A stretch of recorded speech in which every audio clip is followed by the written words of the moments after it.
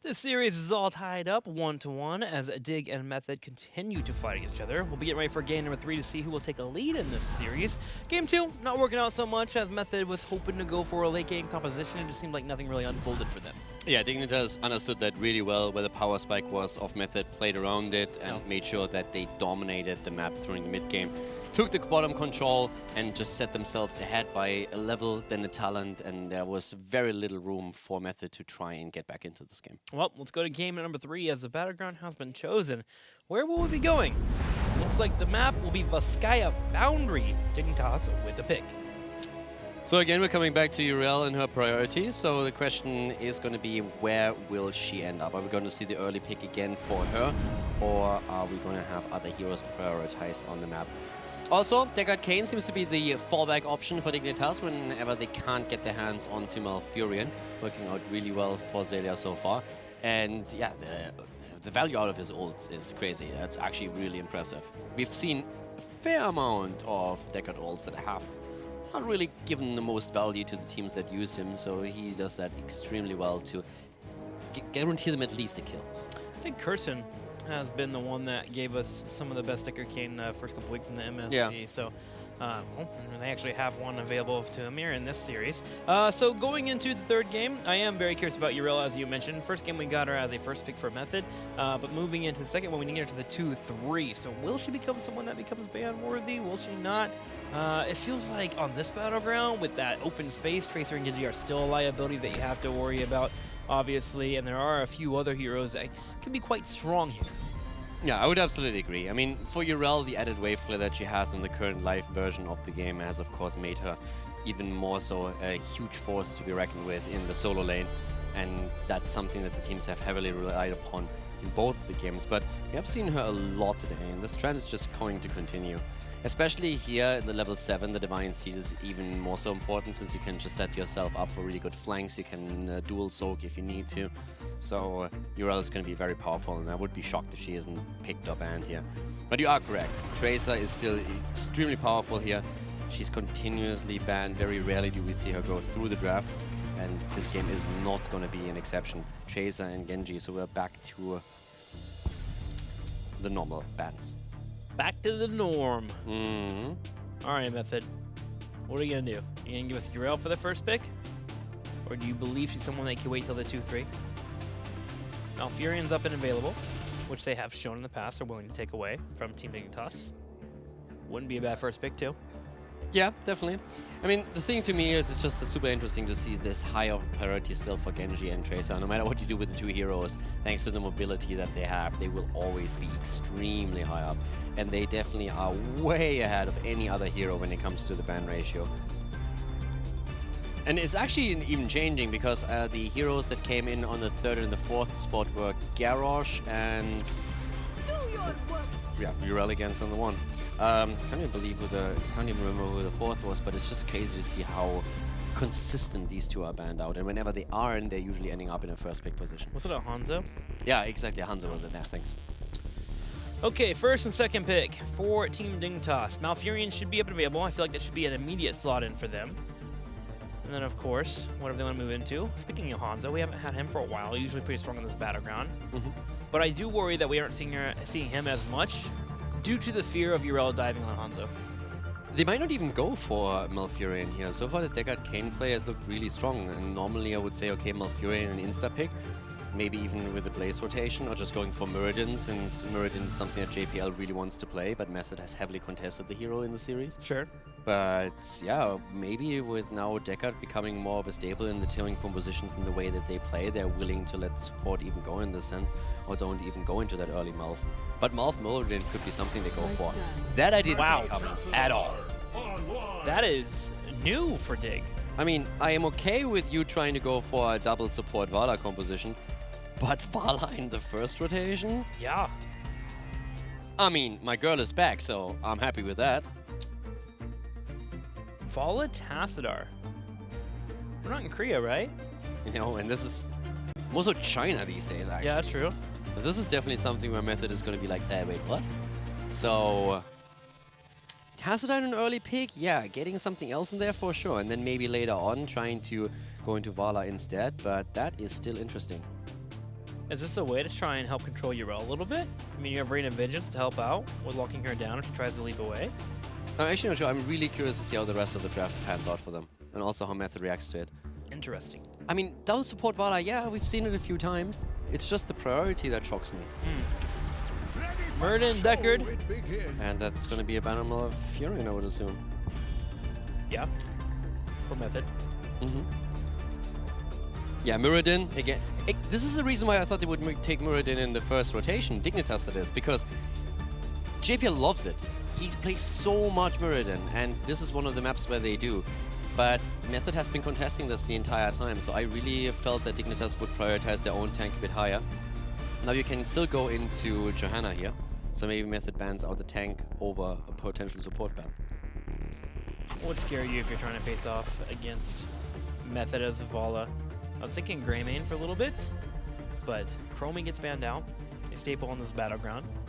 As we've mentioned in our first series, always great for stacking up the Sandblast, especially around the control points, and when the Protector gets grabbed.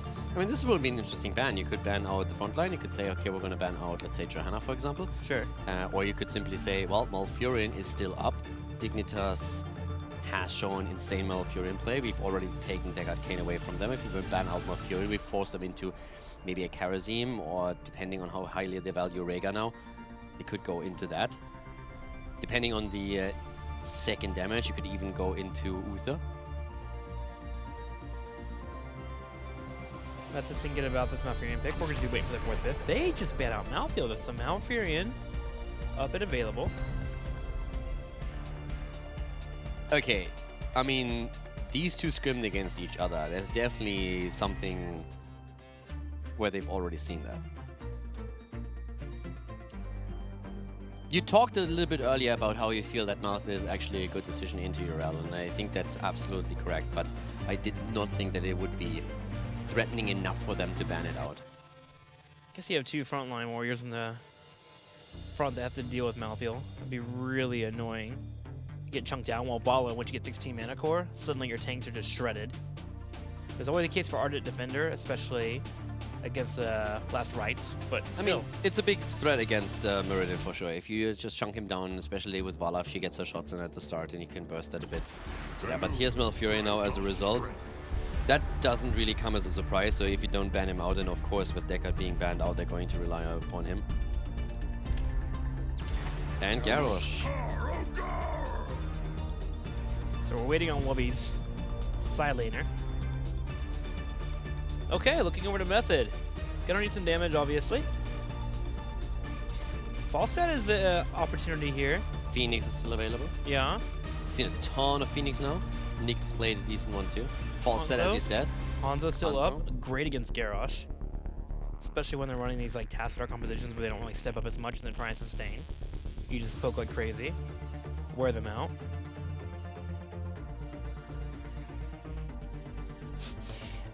Yeah. I don't believe in Greymane too much here. Greymane is currently sitting at 0-6 in Europe. What about ADRD's Maev here? Is that too scary? Multiple melees? Actually, now that you're mentioning ADID, I'm actually wondering if they Yeah. might see something along the lines of Medivh again. Yeah. That would help them, but they'd still need something to actually pack a proper punch. But against Garrosh, it would definitely help them. Jaina, Abathur. I don't know why, but I haven't really thought about a URL Abathur. That's terrifying. Yeah, it's strong. And then now you have clone targets. Jaina in particular. Yeah. Where do we end up this time? Vikings from Dignitas? I'm in. Bring it. I'm ready. So you run the 4-man with Valla, the double support Valla, and you have the Sorg on the side lanes. I'm game. I'm shocked. I'm shocked too, but bring the Vikings. I'm okay with that.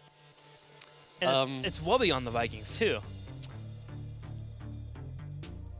Liquid played it, and Liquid's against Fnatic, it made a lot of sense with what they saw there. And we heard them talk later on in the winners interview about how they didn't really go into the series with the thought process of playing the Vikings at any point, but Hazel just said at some point, well, guys, look at this. This is making sense. Like, we can actually run this. And they're known for it. Dignitas isn't, but they are playing the Vikings here against the Abathur composition. And that's one of these things. When you have an Abathur on the other side, Vikings become attractive. Sure. But of course, it's still one of these picks that you don't see too much. The more Viking... Okay, that's not quite true. I don't want to see Vikings in every game, but having Vikings come As an up... answer somewhere. Yeah, or having Vikings come up every weekend like once, I would absolutely love that. Seeing a bit more Vikings play in HGC would be fantastic, since they change the way you approach the game. They demand a completely different playstyle, not only from you as an individual player, but from your team too. So I am very much on board with it as a pick, but I would lie if I'd say I expected that at any point. Let's watch it here on the left side. In the blue, pulling out the Vikings. No, it's not Team Liquid, it's Team Dignitas. Poik playing Vala, Wubby playing the Lost Vikings, Zelia on Malfurion, Snitch on Tassadar, and JPL on Garrosh. And it's super fun com on Dignitas' side. To the right side, though, we have ADRD on Abathur, Bad Benny on Muradin again. Nick finds himself this time on Jaina. We have Ethereal on the side lane with Urel, and Curson is going to play Deckard Kane. So we have an Abathur Urel combo already, as if she isn't already strong enough on that solo lane. Abathur is now going to make that even scarier for the opponent. So a ton of sustain here if you're looking at the setup that we see for Method. But Dignitas has decided that they want to play around Method here, trying to go for the Vikings and a strong foreman with a double support Vala as the setup. Is that gonna be enough to take Method down, or will Method now punish this Vikings play? Now, typically when you're running the Vikings, you'll set up a lane where you have maybe a tri-lane or where your four-man's just committing to the idea of breaking down a lane, taking down the turrets, getting them forward. But Dignitas, they open up a little bit differently here. They put two at the bottom, they cleared out the lane, and they bring Vala and Tassadar to the middle, and they start to put their damage here in the side. Now, what are they going to do when it comes to trying to grab the control point? It seems like you have the Vikings soak all three and buy as much time as you can to try and get an experienced lead. Yeah, pretty much. That's more or less what you're currently looking for, and you're trying to just like roll that as much as you can. But I mean, you have Abathur, so you can side lane too. You can at least soak some of the experience, and you're not going to lose out too much on it. But especially against Abathur, obviously you're trying to exploit until level 10 the fact that there's only 4 bodies on the map. Abathur himself is not going to move that into the team fight. So in a team fight scenario, you can try to be a bit more aggressive with it. Abathur already doing a very good job with the Toxic Nests here. That provides them vision, so they have a bit of an idea, hey, where is Dignitas right now? What are they going to do? Are they rotating to one of their mercenary camps, or are they going to try and set something up where they, for example, trap someone in the bush?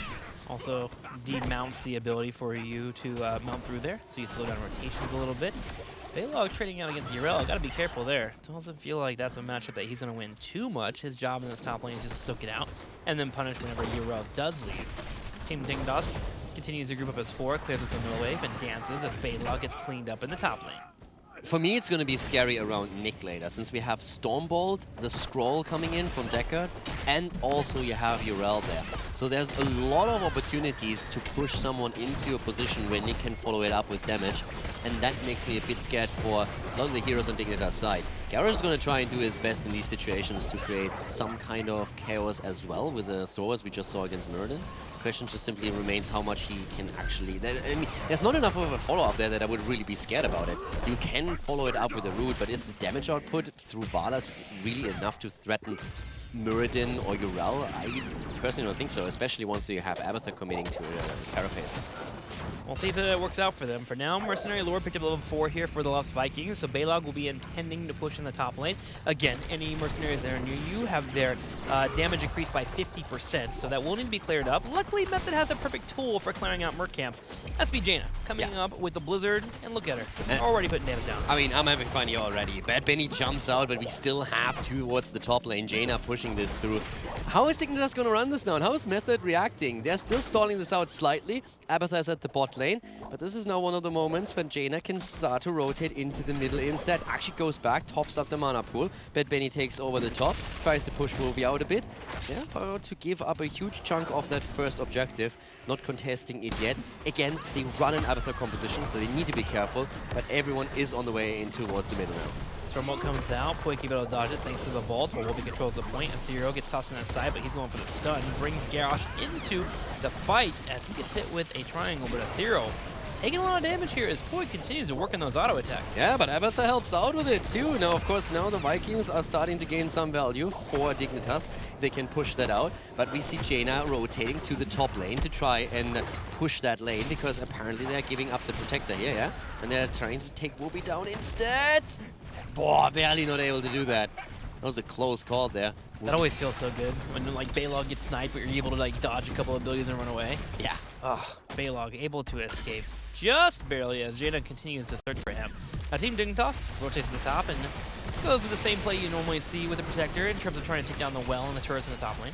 Yeah, Balog might not be quite as swift as Eric, but he's certainly fierce. And he is fierce, he is sassy, and he's got swords. Team Dignitas breaks down the turrets, tries to get a glove on Nick, but can't quite connect it. I mean, one of the best things that you can actually do is like with Balog go for a full Balog build with the Vikings, and there were times in the game when it was so strong that you could just destroy people in 1 versus 1 setups, or at least just bury waves.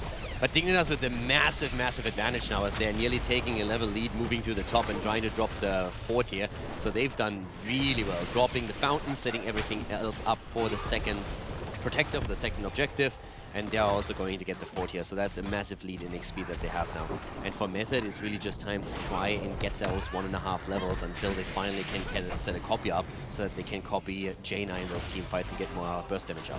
One of the things that you can do if you are intending to try and get back experience, you can pick up the Vikings. Sure, they're not worth a full hero kill, but being able to take them out allows you to also slip away but deny experience from your opponent. And Method tried to do that with Urella. She's jumping on Olaf, but Olaf able to escape as he retreats, and of course his natural trait of having that region available if it's not contested allows for him to heal on up, and he continues to soak that lane. 10 connects for Team Dignitas. They grab play again, and they'll have the heroics over Method. Yeah, Thero with the Divine Seed already running between lanes here. That helps him a bit also to mitigate some of the weaknesses of Abathur, at least in the earlier stages, where with the Symbiote he might not be able to soak all of it, but as long as he helps out Urel here, that's going to be fine. It's all about the level 10 at this point. Now Dignitas, of course, they were hoping, or will hope to get to level 13, but yeah, Method is from level 10 onwards in a position where they can take better team fights. And they are a level behind right now, but they have the heroics. And we haven't seen a kill in the game yet. We've only seen Vikings being taken out. That's a good point there. Currently still 0-0. As Method waits on the heroics for both Deckard, Jaina. Oh, actually all 3 is Murden still waiting on his. Feels like this could be a Ring of Frost game, being able to lock down multiple targets and kill them up quickly. Could be good there for Method, but they decide to actually move straight into the Water Elemental. Water Elemental Avatar is now being, has been chosen too. And Garrosh with the taunt attempt. They're trying to get the kill, and they do. Murden goes down, taunted by Garrosh, and the follow-up damage allowed them to take Murden apart before he was able to pop his avatar. Great kill for them. Eric, meanwhile, is pushing on that top lane with the camp being grabbed. Balog gets picked up in the bottom lane, but Team Dignitas, they don't really mind too much. As a unit of 4, go straight for the fort in the middle wave, and they are clearing it quickly. Yeah, there's a trade attempt now by Method as they just simply move through the bot lane instead because they realize that we will be too late to do anything up here. But Dignitas is already attempting to get more value by simply stealing the camp away to the top. They steal it. And with Eric pushing in with all 6 of these, Team Dignitas actually groups up. Method needs together. to be really careful. They lost the last game already because they were losing out on the macro game, and when they finally were trying to force these fights in the mid game, it didn't work out for them. But now Dignitas is heavily trying to play around them, and they already have a talent advantage again. At some point, Method will have to try and fight here. They go for Whoopi's Eric, and they're not even getting that. Yeah, I mean, we haven't really seen any big commitments with cooldowns just yet, not even in that fight. And of course, you don't want to sacrifice too much to try and go for Eric here. But now we have that talent advantage for Dignitas, and Method still has to ask themselves, Are we going to soak now? Are we going to try and wait for even talents? Are we willing to take a fight where we don't have even talents here? Because Dignitas is all over the place now. It starts to feel desperate, doesn't it? Chasing around the Vikings, trying to find where you can get some experience, where you can find some kills, and yet, meanwhile, your opponent feels like they're playing around with you. You continue to fall further and further behind. Method, for now, will grab a turret, and at least they have a couple of items available, but they really don't want to contest that top side until they hit 13, and Team Dignitas, with them having Eric up there and hanging out and grabbing the point, they don't mind. They're slowing down the rotation as much as they can, dropping side storms, and making it hard for Method to even have a chance to connect. I wouldn't really call it desperate. I mean, we have 3 turrets for Method, so they're doing well when it comes to that. Oh, Benny jumps out. That was an important one. If he gets taunted there, locked down, he's in trouble. 13 isn't ready yet, and it's 90%. So Benny moves up, and they should be okay here if they get the 13. But Avatar doesn't have it yet. But on the other hand, there we go. Urel is deep. Bala goes down, and that's the kill that Method needed. The stay a while and listen also doing some work here as Nick gets healed by the healing pulse. The taunt comes through, and that's the end of Urel. Great play by JPL, allowing for the kill. Turrets everywhere as we're seeing Method fighting for their life in this game, claiming the point to the top. Claiming the point, and they'll start to climb up. A Team Dignitas just waits for Bala, which will be up in about 10 seconds, and she'll also have that Rain of Vengeance available. So they should be able to contest it here, but for now, it's all about making sure not to get caught out. With the Ultimate Evolution clone expiring as well, Team Dignitas steps up a little bit and sees if JPL can poke anyone. To be honest, Method needs to win this one. Yeah. They lose this one with the Vikings now already soaking all of the remaining lanes and starting to push that out and fall even farther behind in experience. Method would be so far behind that coming back into it would be nearly impossible. So Method knows that too. They are going to die a slow death if they are not taking this Protector. This one is going to be crucial, especially with Dignitas now already claiming 15 and trying to get the 16 talent. Method at least being on even talent tiers, can fight. They're waiting for Jaina. She's on her way. Water Elemental gets popped, and they're going to force the fight. Stay a while, listen is up. Team Dignitas should not overextend, but Poik attempts to work on some auto attacks. Gets the Water Elemental a little bit lower here, while Snitch continues to scout on the right. Yeah, once again, Ethereal going in deep. Nice push. There comes the damage. Olaf goes down, but they need more. Garrosh is down to 50% HP, but the Vikings are coming back in. Play again. Nick under siege from Olaf. He gets knocked away, but Wubby has both Eric and Balog on the side that wants to pressure Deckard Cain. He sets up and goes for the stay a while and listen, but he gets silenced due to Malfurion's Twilight Dream. Zelia able to control the fight. We'll be losing some of the Vikings here, so that's going to become a bit of a problem. Ethereal really helping out the team with the heals now too. Definitely going to be a huge asset, but there's still only 4 here. The root, the kill, Jaina is down, and that could be the beginning of the end. Ethereal goes deep and trying to get a counter kill here, but Bad Benny is in trouble himself. The stay a while and listen does work, but Snitch is still there and is just completely wrecking the Murden down. Urel dies, and Method is losing everyone with the exception of Curson, and even he might not be able to get away here. JPL at the end of the fray. Wubby is actually body blocking with Eric here, slowing down Deckard Cain as much as he can. The Raid of Vengeance comes up afterwards, trying to hug against this wall, but Curson able to sneak on by that old man. That is absolutely embarrassing for Eric. I mean, he is very swift, but he just got outrun by an old man. No, he does, with a cane, by the way. I'm sorry, Eric, but I'm disappointed. I'm not disappointed by Dignitas though. 2 levels ahead, 5 kills against 2, and that Viking composition is just fire. 16 in their hands, the Protector, and they are looking fantastic in this 3rd game. With Catapult pushing in the top lane, Method will now have to deal with that, while the Vikings continue to hold middle and bottom. Abathur clone is available if Method wants to try and force a fight, but they don't need to. There's nothing for them to protect here. However, with the middle keep under siege, this might be where they have to make their stand.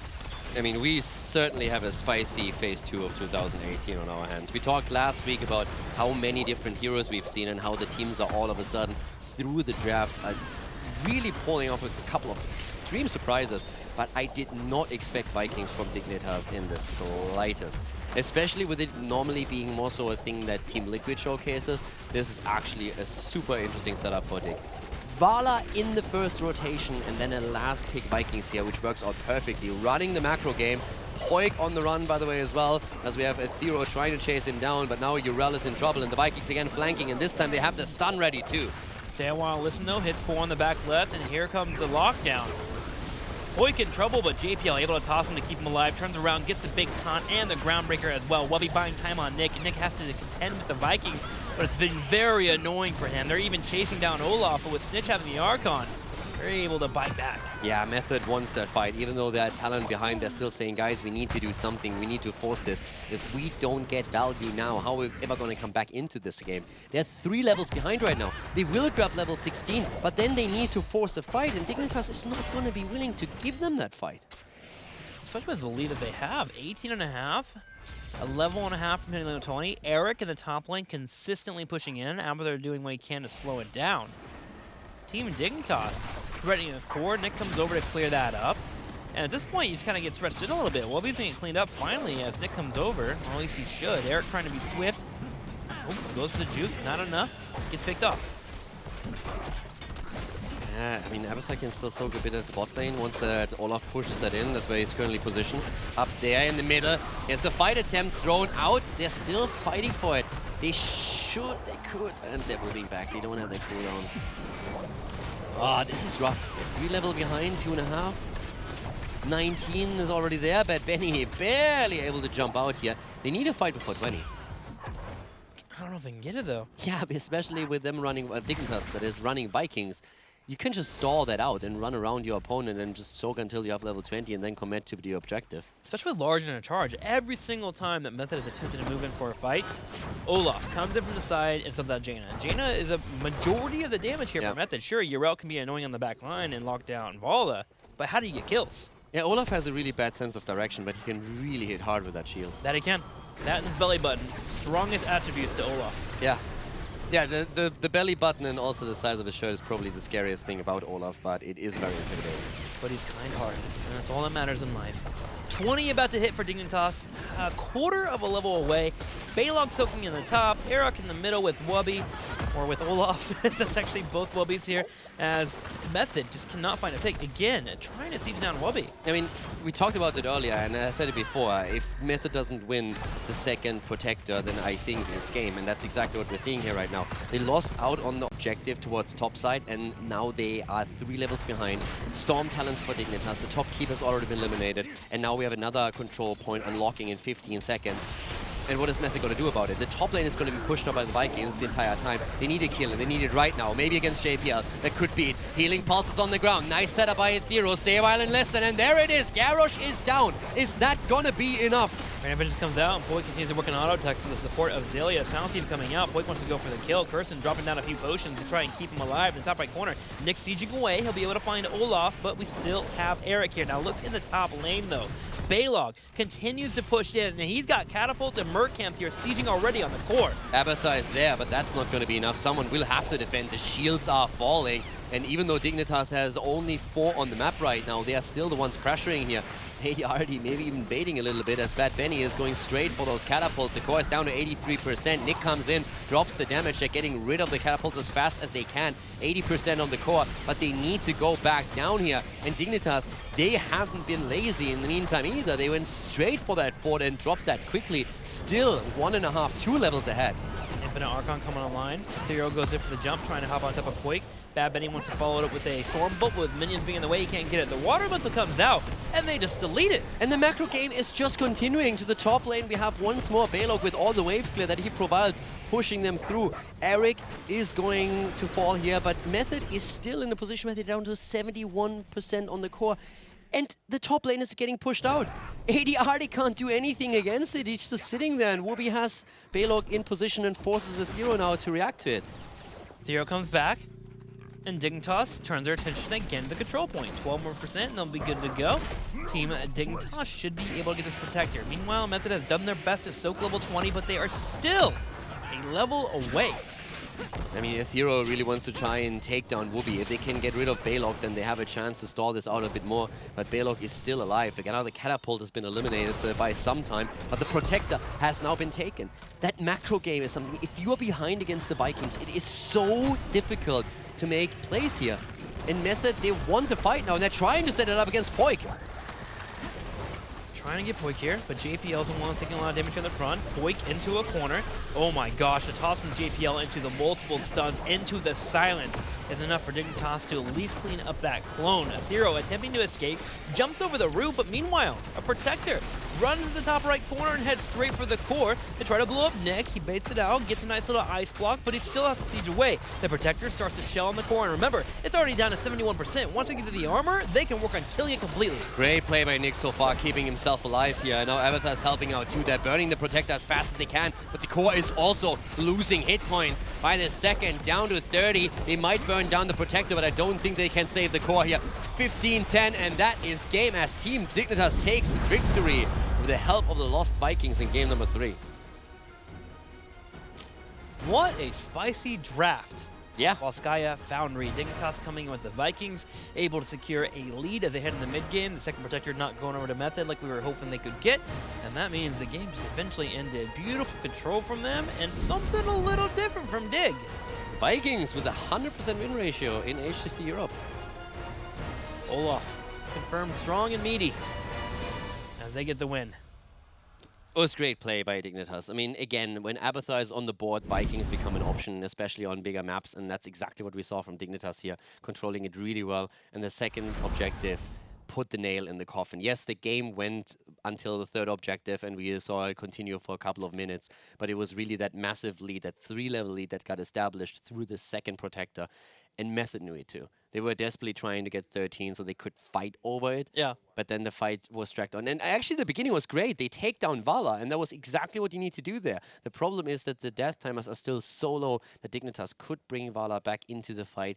And with the cooldowns on the heroic abilities still being pretty long, especially the copy on Abathar, there was just nothing that Method could do in the second attempt of Dignitas to grab the Protector. Yeah, it was just so difficult for them to ever find a fight. Even with Murden and Urel trying to jump in, Jaina couldn't quite follow up. You had Olaf coming in from the side. You had great control between Garrosh and Malfurion, who just allowed Vault to really play as she wanted to. Really, really interesting composition there, and one that was fun to watch. Now, let's go ahead and talk about our cheers as our leaderboards continue to be updated as you guys continue to drop bits on your favorite teams. Team Dignitas clearing 2 million last weekend and continues to climb here as they're at 2,154,216.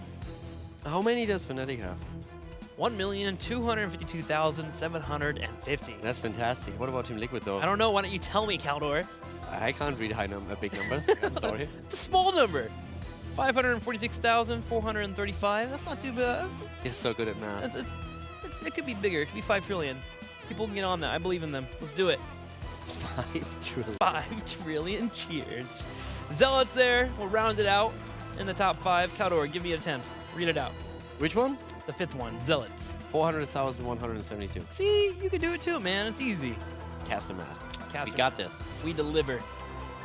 So, thank you for your cheers as they continue to roll in. We definitely do appreciate it. I know the teams certainly love it. I mean, they thank you guys every single time they're in an interview, and you guys continue to make it possible. And we're getting there pretty quickly. I mean, at BlizzCon, I believe we hit 27 million. I'll have to look it up again, but we're already halfway there. I have to double check the global leaderboard at some point too. Yeah. But yeah, I would say a few of those teams are going to spike up, especially if Team Liquid and Method continue playing